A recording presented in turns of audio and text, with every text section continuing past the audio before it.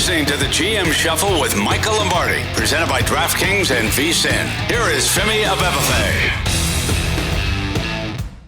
Welcome to another edition of the GM Shuffle with Michael Lombardi, presented by DraftKings and VSiN. I'm your host, Femi Abebefe. As always, make sure to subscribe, rate, and review wherever you get your podcasts. Our producer, Elliot Bowman, with us on the ones and twos. And, Michael, we're joined by our special friend here, another guest on the program here on the GM Shuffle. Our buddy, Matt Youmans, does great work with us here at VSiN. This is a special day for us here at VSiN.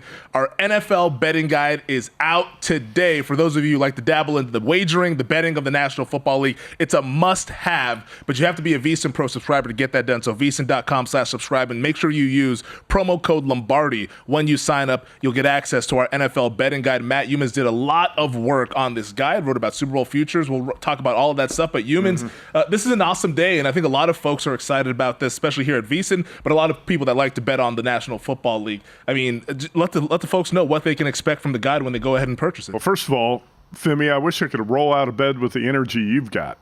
Buddy. You're like, we're ready to roll. You're like a combination of Richard Simmons and Tony Robbins. What's going on, man? Yeah. How do you get all this energy? You too can improve your huh? life. Well, Matt, I mean, look, he's a morning guy. I mean, you just work the night shift, and so it's always I marvel at your work ethic. And look, if anybody doesn't watch VSiN and listen to Matt, you're making a mistake, because Matt's one of the sharpest guys we have at the network. But his fast food guide is very popular. It's a little bit, Anthony Bourdain-ish, the way he's able to bring you into the fast food chain, because Matt, he proudly announces that he doesn't have any silverware at his home, that his car is filled with fast food packages. That's what he lives on. Like this morning, I know you did the morning show with Paulie, or when Paulie was out today, but I mean, you typically, what was the breakfast? Where'd you stop? Let's see what I have before I came in today. I actually threw a couple hot dogs on a George Foreman grill.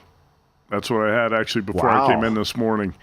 Paul Howard and I talked about no vegetables on the show today, and Al Michaels obviously is a proponent of no vegetables, and that was a hot topic on the Follow the Money show. We actually got a big response about that today, because somebody mentioned broccoli with spaghetti, and it was actually Sal Palantonio. Says wife makes great broccoli with spaghetti. I said, throw out the broccoli and keep the spaghetti. Yeah, it is good, though. My wife makes it with sausage in it, too. So the broccoli, well, it's Rob. Okay. It's broccoli Rob. It's an Italian broccoli, but it's outstanding. I mean, if you have that, who does, you need a little green, but you guys obviously get away with it. It's interesting that our man Al Michaels doesn't eat vegetables, because I would, every time when I lived in Los Angeles, he and I would go to this restaurant, Toscano's, which I love, one of my favorite restaurants in Los Angeles. And he would always be there. Him and Doc Rivers would be back at the back table. John Shaw was there one night. And I can't imagine him going in that restaurant and not nibbling. Everything in that restaurant was delicious. But he's there like 3 nights a week, and he doesn't eat vegetables. It's amazing. I think he said in his entire life he hadn't had vegetables. Femi, to answer your question, VSiN NFL Betting Guide, which we're talking about, I think it's the most valuable football preview magazine you're going to find if you're a sports bettor, because the whole thing's written from a betting perspective, and it's filled with best bets from several handicappers, hosts, obviously, here at the network, and that's what makes it more valuable. You can pick up any football preview magazine at a rack at a Barnes & Noble or in a grocery store, but it's not going to give you the betting info that we have here. Oh, 100%. We really recommend, and we're going to go through not all of it, but it'll give folks kind of a little bit of an appetizer to what they can get, and maybe they'll get some of the veggies when they actually get the guide there. He says, for the vegetables. A little broccolini. Put it in your life, Matt. I think you'd enjoy it. You wrote about the Super Bowl insights. You spoke to a number of odds makers. You spoke to Johnny Avello, the DraftKings sportsbook director, who obviously DraftKings is our sponsor here on the podcast. What did those bookmakers tell you about who people are betting on to win the Super Bowl? I know the Kansas City Chiefs are the favorites, plus 550 to make history and three-peat as Super Bowl champions. But who are people betting on, and who are the kind of the overlooked teams that are not getting as much love? Shockingly, Femi and Michael, the betting public is all over the Chiefs and the 49ers. But you know what? Bookmakers don't care about that. They actually like the public to pound the favorites, because the liability is going to be very low and the odds are low on favorites like that. So bookmakers don't mind it when the public pounds the favorites. Their concern is if a long shot team hits that's popular, getting pounded in the market, and if a team like that reaches the Super Bowl, that's where you have liability as a bookmaker, and the long shot teams drawing the most action. The Packers, I think pretty predictable by the way the Packers finished last season. The Jets, with Aaron Rodgers, again, the debacle with the Jets last season, they're going to give it one more try, see if the Jets can bounce back and Rodgers can bounce back. So the Jets and the Packers, two very popular teams. Also the two LA teams, Michael, the Rams and the Chargers. Not a big surprise with me because I like both those teams a lot. And then the fifth team, I would say that fits that long shot category, which I'm not as high on, but you could probably see why the public's going to bet, the Pittsburgh Steelers. Well, I was going to ask you about this. How about the Chicago Bears? Mm-hmm. Like one thing I think about Chicago is they have an incredible fan base, and their fan base is loyal with their money. You know, there's one thing about fan bases that are, love their team, but sometimes they realize their team's not good enough, so they don't bet them. That's not Bears fans. Bear fans are just they're going all. I mean, any team that bet for Mitchell Trubisky to be MVP and everybody was crying about liability on him as the MVP or Justin Fields as the MVP, your fan base is betting. So what are your thoughts on all these people that are betting the Bears over 9 wins? I know Femi has it as one of his he's under the 9. What is your thoughts on that?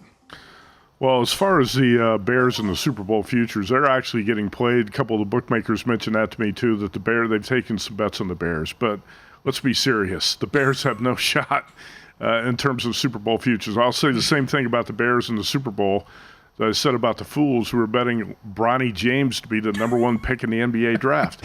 Don't donate to a bookmaker or a casino. Who was betting that? What? Who was betting that? I mean, just give that money to St. Jude's. Like, that was the dumbest thing I've ever heard in my life. I heard that they're all crying. All the bookmakers are, we got liability on Bronny. How do you have liability on Bronny? Who's betting that? He didn't even do you realize Bronny, I know the worldwide leader's not going to tell you these secrets, but he didn't make all-league in high school. He did not make all-league in high school, right? He averaged 4 points at USC. Like, I get he's the son. I mean, we're not like this has made no sense at all. People, why would you let people take? It's ridiculous. It just drove me insane. Femi, don't tell me you bet Bronny to go for the first round. Don't tell me that. The book's hanging up there. It's the idiot test. Whoever bets that, they just put in the idiot column and say, all right, we don't have to worry about them for the rest of life. I mean, it's a donation to the bookmaker. You bet the Bears to win the Super Bowl, Bronny to be the number 1, but just hand your money over to the bookmaker. Like you said, don't do it. Give the money to a children's hospital, an animal shelter, a homeless shelter, whatever. Don't donate money to the bookmaker. But that's why I really didn't spend any time writing about the Bears and the Super Bowl future column. It's just foolish nonsense when you're betting Bears. But as far as the Bears win total, I agree with Femi. Now, you're going to find 8.5 out there, but 9's the number you got to look for. And pay extra on the juice on 9 because you got to make the Bears win 10 to beat you, and I don't think the Bears are going to win 10. So bet under 9. You're probably going to push or win that bet, and that's why the half win is worth a lot. And the Chargers, another example, you're going to find 8.5, and some books have moved to 9 in the Chargers. That over 8.5 is a much, much better number. Pay the extra to bet over 8.5 on the Chargers. Yeah, no, I agree. Yeah, I like the Chargers. Here, and I wrote this for the guide, and I think it's really important. I think if you're going to bet some of this, you've got to figure out what does the head coach bring to the table and what does the team need, right? Like, let's just take, and I know I pick on the Super Bowl champion, the Falcons, a lot here on the podcast, and they deserve to be picked on. I wonder if Super Bowl winning GM Terry Fontenot who he would have picked in that draft, last night. He probably would have picked another quarterback if he had an opportunity. I'll take, even though he's building a basketball team, I'll take another quarterback. Anyway, so, like Raheem Morris is not going to coach the Falcons defense any better than Ryan Nielsen did last year. What's going to change, now maybe he's going to become a better head coach than Arthur Smith. That may be the case. But, you take the Chargers. Harbaugh's going to make them tougher. They need toughness. Harbaugh's going to make them work harder. They need to work harder. Harbaugh's going to make them competitive. They'll be more competitive. And why they lost all those close games is because they couldn't manage the game, and that's where Harbaugh has strength. Yeah, no doubt. I actually feel like the Chargers for several years now, Anthony Lynn previous to that, they've been sabotaged by poor coaching. And also, we talked about this in depth but Jim Harbaugh inherits a last-place schedule with the Chargers. Yeah. Panthers, Cardinals, Titans, Patriots, throwing a home game against the Buccaneers, 2 against the Raiders, 2 against the Broncos. When you're talking about a win total of 8.5, I think that's my favorite one, actually. Chargers over 8.5. A lot of it has to do with the schedule, but Harbaugh is this is going to be a massive coaching upgrade and a total attitude adjustment for the entire franchise from the top down. I think no question there. It was a clown show with Brandon Staley, and this is going to be a totally different story with Harbaugh. Yeah, and I think a lot of people that are like kind of cool on the Chargers are like, oh, the receivers, but Mike Williams was hurt all the time. The guy played like 7 games a season. Like, I don't think they're going to miss him. Keenan Allen, a really good player, and I think Keenan Allen will be good for the Chicago Bears, but also he was someone that's banged up quite a bit. I think they'll be totally fine. They're going to run the football. They're going to be physical in the trenches. I think it's a no-brainer for me on the Chargers. That win total makes no sense. One thing the betting public often does is overvalues the star names. Yeah, and receivers in particular. Yeah, exactly, especially receivers. Yeah, I think that's the one. Well, let me ask you, speaking of that, okay, so when Stephon Diggs got traded to the Houston Texans, their line moved from 8.5 to 9, didn't it? I mean, their win total moved. It was 8.5 before he got there. He's the third receiver. They're paying him $20 million. He's not better than Tank Dell. He's not better than Nico Collins. So, he's the third receiver. I know he comes with cachet, and he's been a great player in the league, but Dell and Collins are going to be there. Do you think that number in Houston should be more 8.5, or do you agree with the shift? Well, first of all, I would have adjusted it. When you add Diggs, I would have adjusted it from 8.5 to 8. I'm not a Stephon Diggs guy. I talked with you about this last year. I think he's a bad apple in the locker room, and I'm not a big fan. I think the Bills are better off without him. But, the Texans are a different discussion for me, too, because a year ago at this time, everyone thought they were trash, right? They were going to be the worst team in the AFC South. Then they win a bad division. Right. C.J. Stroud has an incredible year, and we can talk a little bit more about that because I think you have to think contrarian as a handicapper when it comes to the NFL.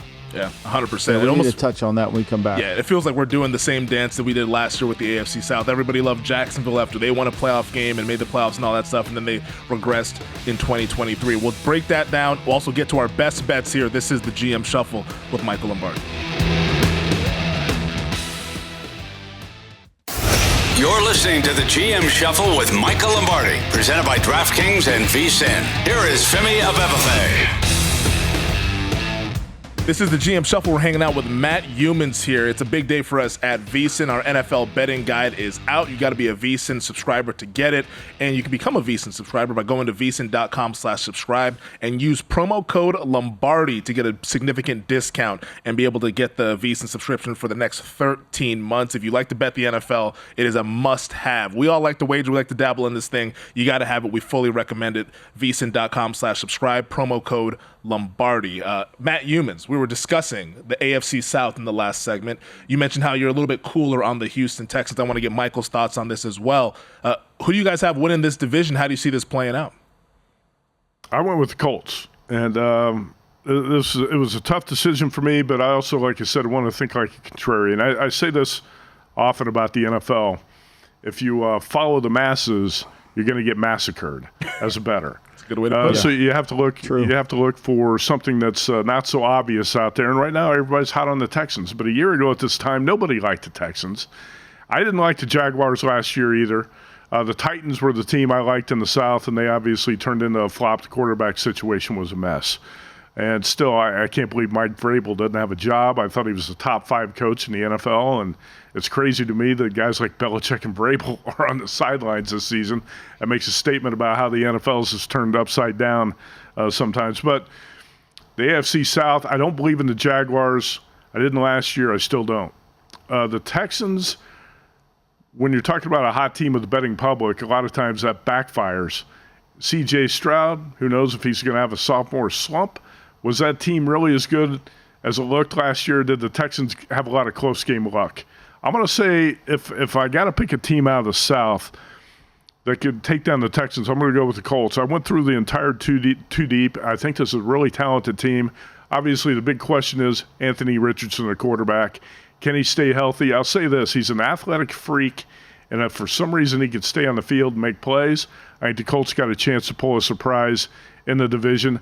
I don't love the pick, but I don't really love any team in this division. Yeah, I think that's the conversation, right? It was interesting. Shaq Khan today, we're taping this Tuesday morning. He came out. I read that he was really disappointed with the meltdown by Jacksonville down the stretch, and we know that Trevor Lawrence barely practiced at the end of the year because of all the injuries he was sustaining. But I think there's a lot of pressure on Jacksonville. I think there's a ton of pressure on them to win. They got a new stadium that's coming into play. There's really no reason for them not to, and they just gave a ton of money to Trevor Lawrence. But I'm with you. I'm not buying them. I'm not buying that they're going to be good enough in the offensive line. Lawrence has yet to throw the ball over 7.2 yards per attempt down the field. Are they going to be able to do that? I don't know. I think that's the biggest issue. And then defensively, are they going to be good enough defensively when they need to play? And I don't know who to go for. I'm with you. I think the Texans will be the hunted one. They're the Virgil Sollozzo of the NFL this year. They're going to be the hunted one because everybody's going to study all their offensive tape. Everybody's going to look at what they did and how they played. They're not a difficult defense in terms of scheme. Now their defense is good, but how good can they be? The only thing that holds me back off Indy is Gus Bradley's soft cover 2 defense. I mean, that's the only thing that bothers me about them is can they stop? But to your point, Matt, I mean, they're a pass completion away from beating this team that we think is the greatest team in the history of football, the Houston Texans. They complete that pass, they're going to win the game with Gardner Minshew. Yeah, no, Houston, they're getting a lot of love in the market. I think the important thing to remember about the AFC South is that the last couple of years, I'm not even sure if this division was won more so than it was lost. Exactly. Like in 2022, the Titans were in the driver's seat. They lose 7 straight to ultimately lose the division to the Jacksonville Jaguars. Then you mentioned Jacksonville last year, post-bye week, they're 6-3. They end the season 9-8. So the Texans were there, and you got to give them credit. They won their games down the stretch to ultimately capitalize on Jacksonville collapsing. But it feels like this division was sort of lost versus some team actually took it. That's a great point by you, too, because the previous year, the Titans almost won it in the last week of the season with Josh Dobbs at quarterback in that game at Jacksonville. And the Colts, were this close to winning it last. So if you look at the odds, I'll say just in general, the Texans are like 15-1 to win the Super Bowl, and the Colts are 70-1. Is there that big a gap between those two teams? No chance. No way. It's perception. Yeah, I think the perception of C.J. Stroud in year 2 taking a step. Yeah. You mentioned pressure in Jacksonville. Michael mentioned that one. How about let's shift over to the NFC East, where I think there's a lot of pressure on the 2 teams that are at the top, the Philadelphia Eagles and the Dallas Cowboys. Mm-hmm. Their fans were saying, hey, fire the coach after the way the season ended, both teams losing in embarrassing fashion in the wild card round. You like Philly to win this division here. Why is that? I love Philly in this division. I actually made this bet right after the draft because I liked what they did with the corners in the draft. And I don't pump up Howie Roseman like most people does. I know he's made a few mistakes in the draft, but in general, I think the Eagles did a really good job in the draft in the offseason. But what went wrong for Philly down the stretch? Well, they couldn't find a defensive coordinator to call plays. They had a lot of injuries on both sides of the ball. Jalen Hurts was playing injured. He threw a career-high 15 interceptions. He was not the same player he was the previous year when he was runner-up to Patrick Mahomes for MVP. There's a lot of things that were really going wrong with the Eagles. Well, the fix, I feel like for Philadelphia, Michael, is going to be start with the coordinators, Kellen Moore on offense, and especially Vic Fangio on defense. Fangio was a clumsy head coach, but he's a great defensive coordinator. Dolphins are going to miss him. I think he's going to fix this Philadelphia defense. I did see where actually the Eagles, I'm going to say, I'll put it this way. DraftKings opened the Cowboys minus 115 and the Eagles plus 135 in the division.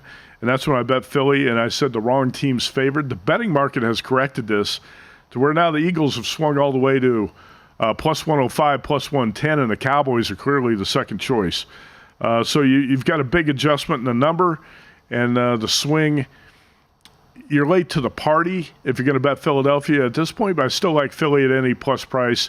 And I want to say the Saquon Barkley addition of running back is going to be significant. Hopefully he can stay healthy, but I love the Barkley addition to the offense as well. I think what we're going to see is the Philadelphia team of 2 years ago, not the one that fell apart last year.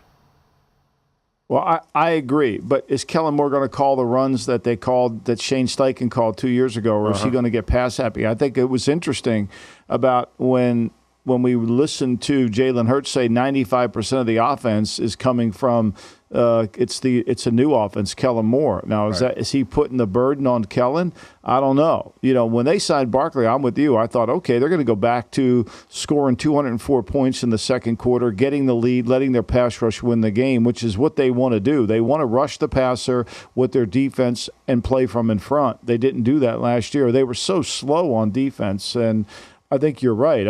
I like them much. I thought Dallas overachieved. Everybody else thinks they underachieved. I think they overachieved. I think it's going to be hard for them to duplicate that again this year in terms of the success. But I want to touch base before we go today. I want you to tell me, you do the Survivor, you do all the contests in Vegas, which are great at Circa, Survivor, and the Millions. Who do you think will be the most common team and end up with the first pick in the draft picked in Survivor? I know week one's going to be New England against Cincinnati, but who else do you think could be in contention for the first pick in the draft? You're talking about the first pick of Survivor? No, just the first pick in the draft. Like, who's going to be the worst team, do you think, in the NFL? Oh, okay. I couldn't. The sound wasn't too clear there. So, the worst? I think the Panthers are going to be the worst team in the NFL. You got a first-time head coach, a quarterback who looks like he's in over his head at the NFL level, and Bryce Young. Now, I know a lot of people think the Patriots are going to be the worst team in the league, but I don't think the Patriots are that bad. I think one of the problems they have is the schedule's really difficult. Same deal with the Broncos. I don't know if the Broncos as a team are that bad, but they got a brutal schedule they have to deal with. The Panthers, I'm going to say when I went through season win totals for every team, almost every time I saw the Panthers on the schedule, I marked a win for the other team. I don't see how the Panthers are going to improve that much over 1-15. And, if they make a leap to 1-16, if they make a leap to 3 wins, I think that's probably reasonable. I think the Panthers are going to be pathetic. I know somebody in our poll picked the Panthers to win the division. And like I said, I all for thinking like a contrarian. I don't see how the Panthers are not pathetic again this year. Yeah, to peek behind the curtains here, our 2024 season predictions, I do want to ask you about the AFC West because you did the division preview for that division. How do you see that playing out? I mean, almost everyone picked the Kansas City Chiefs. I think the Chiefs are going to win the division, but how do you see the order finishing? Chargers could pull a surprise. In fact, yesterday at a book in Vegas, I found a plus 330, and I bet the Chargers to win the division. Now, the Chiefs have maybe the most difficult schedule in the NFL. The Chargers have one of the softest. And I think this is going to be a 2-horse race, right? There are 3 really good coaches in the AFC West, and then you have the Raiders. But the Raiders really have, I think, impressive offensive personnel. They're going to be able to, if they can find a quarterback to pull the trigger on the offense, Raiders could be able to score some points. I don't know if the defense is going to play at the same level last year. Bottom line, it looks like a 2-horse race in the AFC West. And I know that Patrick Mahomes and the Chiefs have had a stranglehold on this division for 8 straight years. But I was this close to picking the Chargers to win the division. And a lot of it has to do with that schedule, which I think evens the playing field a little bit here, levels the playing field to where Jim Harbaugh is going to be able to win at least 9, maybe 10, and put some heat on the Chiefs. I did a really thorough breakdown on this division, and I wanted to pick the Chargers to win it. I stuck with the Chiefs, but I'm going to tell you it's going to be a photo finish, I believe, in the AFC West. I don't disagree. I think the Chargers are going to be vastly improved.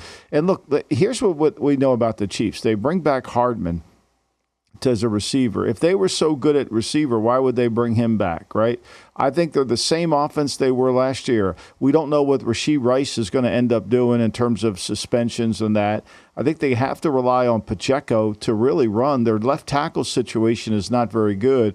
And are they going to be as good on defense without Snead? I think those are a couple of questions that you have to get. And if they run the ball like they did in the playoffs and win with their defense, okay. But, Mahomes made a lot of mistakes last year trying to throw the ball, force it down the field. Will he go back to being the guy who doesn't want to force it? I don't know. I think it's going to be interesting to see. This is a lot of fun, man. The juice is already flowing for the NFL season. I know it's only June 27th, but with the guide out now, we're fully into NFL mode. That does it for this edition of the GM Shuffle. Once again, if you want to go ahead and get this NFL betting guide, which we cannot recommend enough, vsin.com/subscribe, promo code Lombardi to get the discount. Promo code Lombardi. Once again, Matt Youmans, thank you for hanging out with us. You bet. It's a whole lot of fun. Michael, I will see you later on this week. Also, for our producer, Elliot Bowman, with us on the ones and twos. Subscribe, rate, and review. As always, we'll see you guys later.